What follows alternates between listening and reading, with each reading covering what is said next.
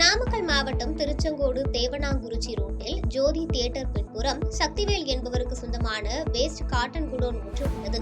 இந்நிலையில் இன்று காலை வழக்கம் போல் வேலைக்கு வந்த பணியாளர்கள் தரம் பிரிக்க 2 மூட்டைகளையும் வெளியே இழுத்து போட்டு வேலை செய்து கொண்டிருந்த போது குடோனில் திடீரென தீ விபத்து ஏற்பட்டது. பின்னர் இதுகுறித்து தகவல் அறிந்து வந்த தீயணைப்புத் துறையினர் 1 மணி நேரத்திற்கு மேலாக போராடி தீயை கட்டுக்குள் கொண்டு வந்தனர். அதற்குள் குடோனில் இருந்த சுமார் 7 லட்சம் மதிப்பிலான பொருட்கள் எரிந்து நாசமானது. இச்சம்பவம் குறித்து திருச்செங்கோடு நகர போலீசார் விசாரணை மேற்கொண்டு வருகின்றனர்.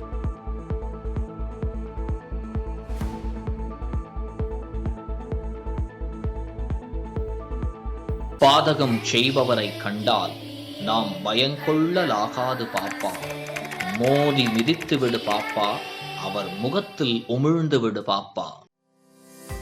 அண்மை செய்திகளை உடனுக்குடன் தெரிந்து கொள்ள இணைந்திருங்கள் இயம்நாடு தொலைக்காட்சியுடன்.